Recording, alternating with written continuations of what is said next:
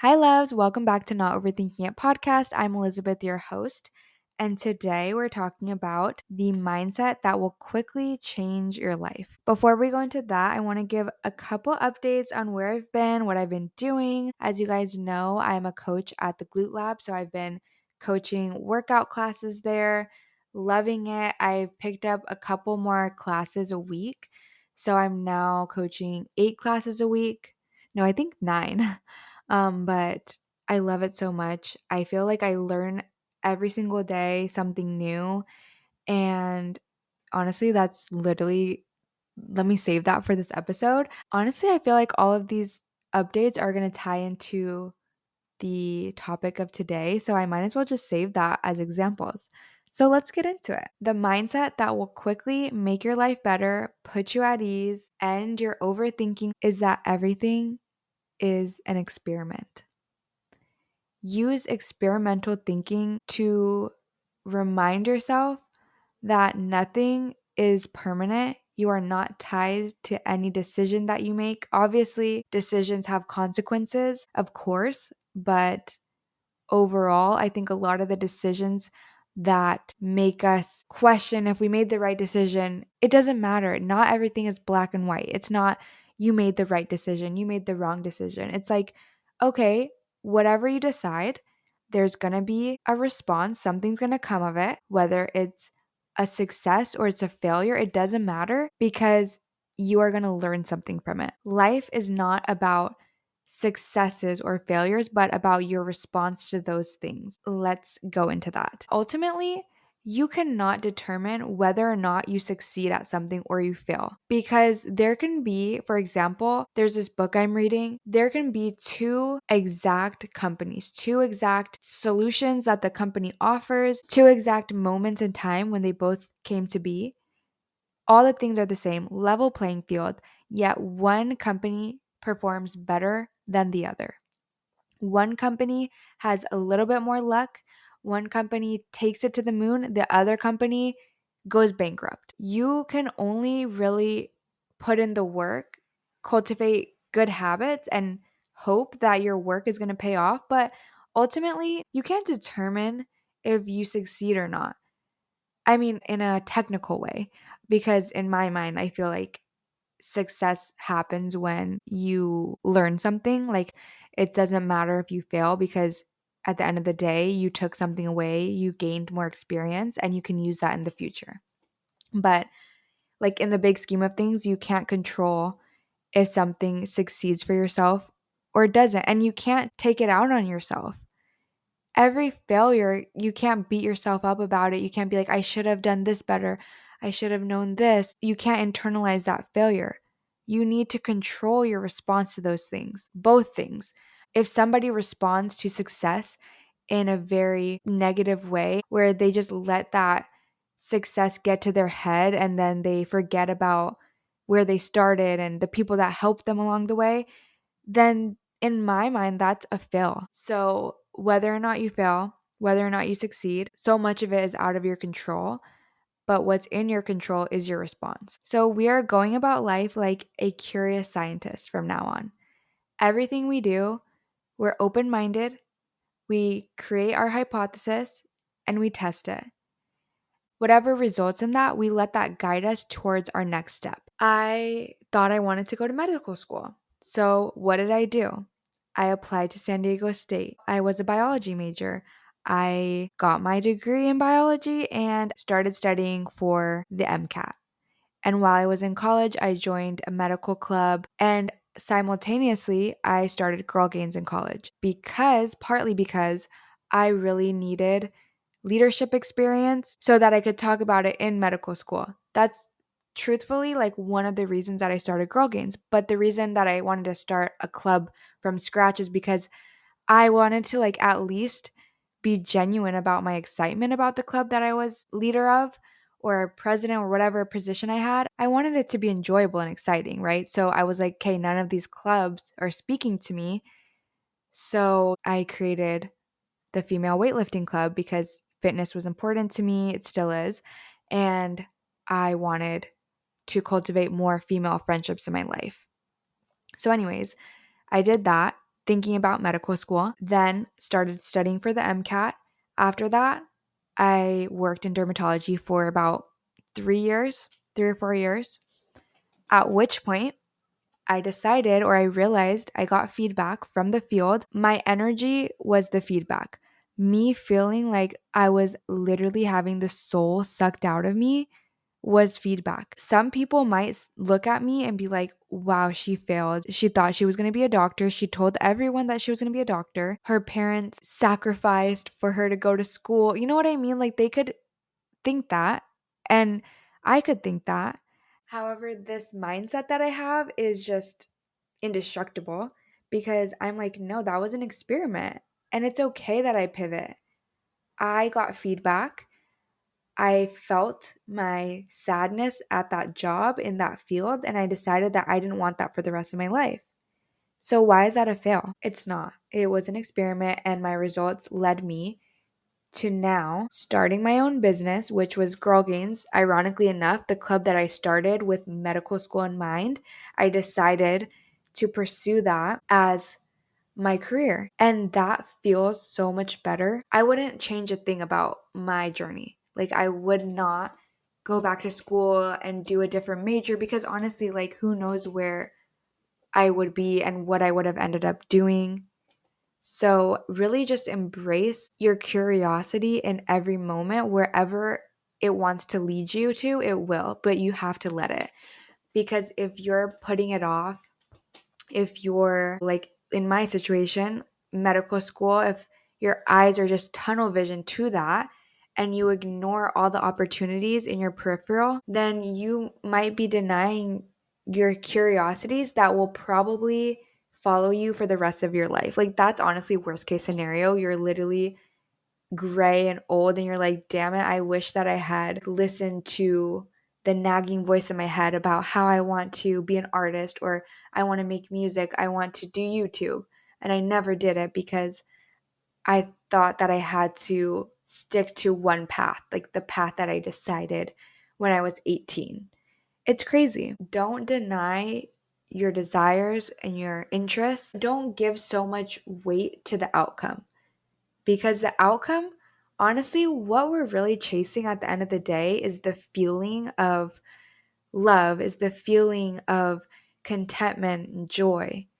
And that can come from so many different types of outcomes. You think that becoming that engineer, you're like, that is the answer to all my problems. When I get that, I'm going to be so happy, making so much money, whatever. But you could also get that same outcome if you let yourself explore the possibilities that are calling your name.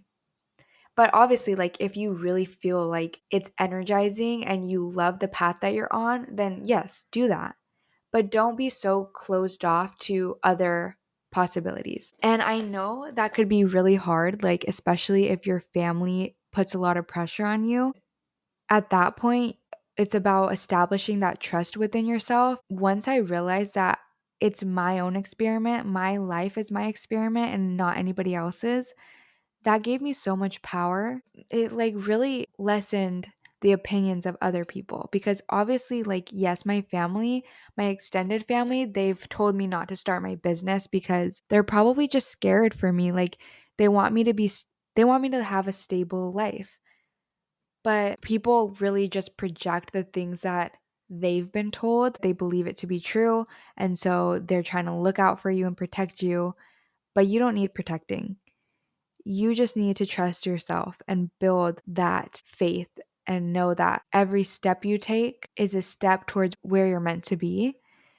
And your response to those things are super important. How you choose to move about life. Because it's so easy. Even honestly, like you can get to where you want, where you think you want to be.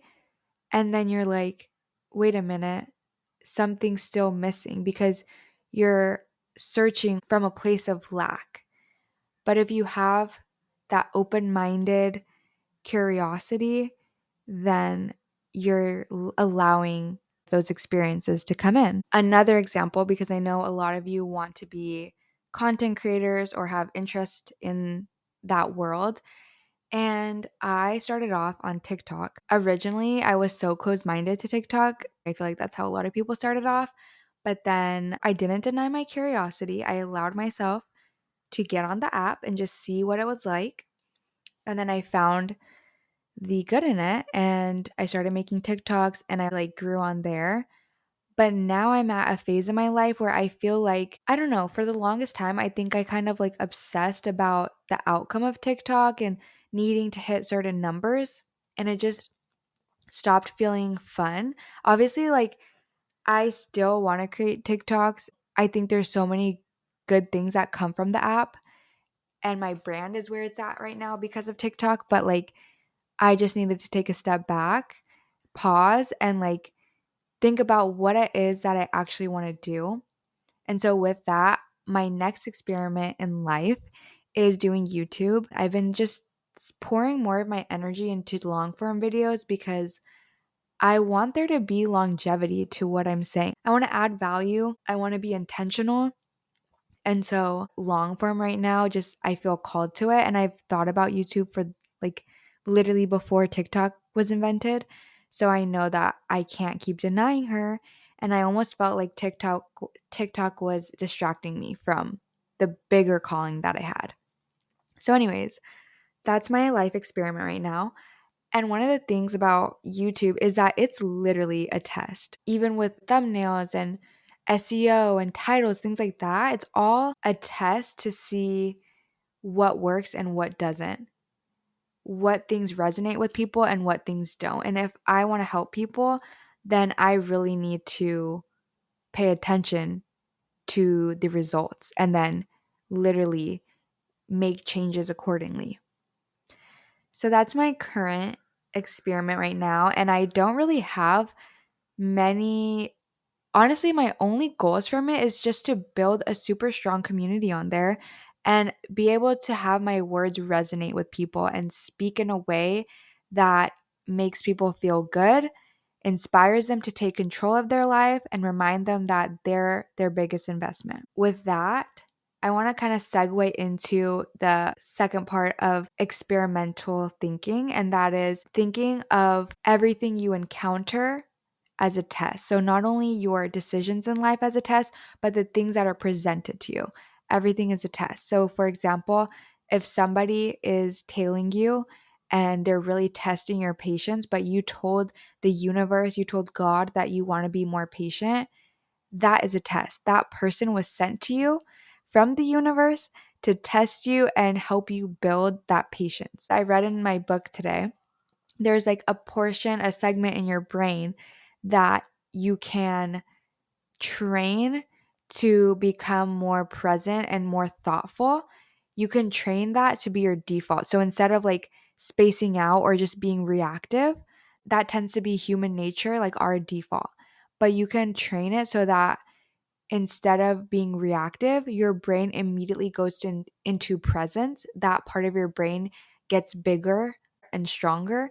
And so your default can be presence and responsiveness rather than reactiveness. So the more that you can pass the test, the more that you can be patient with people, especially people that are testing you, people that will never see your face and you can get away with being rude to them, whatever. It's still a test how you respond, even when no one's looking. So, building that part of your brain will literally make life so much easier, one, and allow you to build more resilience. Look at the next person that you encounter, see that thing as a test or a lesson from the universe. I also like to think of people as messengers. I was thinking about this, oh my gosh, the other day I had a migraine really bad, and I texted my roommate for a migraine pill that she has prescribed, and she brought it in to my room. I asked for something, and the universe sent me a messenger to bring it to me. And then my boyfriend was there, and he was like massaging my head. And I was like, the universe literally sent me a companion and a masseuse to like help me in this time of need when I asked for it. Because in my head, when I get migraines, I get really stressed out and I beg God like to like relieve my pain. If you've ever had them, you know that they're so bad. But anyways, I was like begging in my mind, like I would do anything for this to end. And then I was sent it minutes later. And obviously it takes like sometimes you will literally need to ask somebody, but I truly believe that that is like a gift from the universe and God. And if you want something, ask for it. So, lessons, tests, experiments, and messengers are all around you. Everyone has something to offer you. Everyone has something to contribute to this experiment of yours. If you're speaking to someone, try to look for the lessons in what they're saying because you can learn from everyone.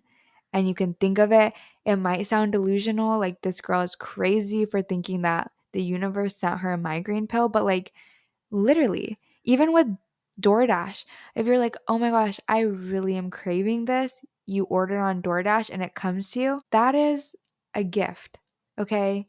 That's a messenger. They're giving you your food that you wanted. So stop denying your desires, lean into them, let them guide you. Don't be so attached to failures or successes because ultimately, there's only so much we can control about the outcome, but what we can control is our response. When you ask for something, you're going to be tested, but seeing that thing as a test is going to help you build more resilience and literally grow your brain. And reminder, this is from a quote in a book that I'm reading. I know I'm reading so many books, but I got Audible. So some of them are on Audible, and I've just been listening to it in the car. But the author says in the book Dare Greatly, no matter what gets done or what gets left undone, you are enough. So, to my curious scientist, keep experimenting, keep pivoting, and don't hold so much attachment to the things that you are doing. Instead, focus on your being, follow your inclinations, and build that self trust. I hope this helped. I know this was a short one, but I felt like I just wanted to get to the point. And yeah, I hope that this helped. I will see you in the next episode. And if you want more content, check me out on YouTube at Elizabeth B. Until next time, see you.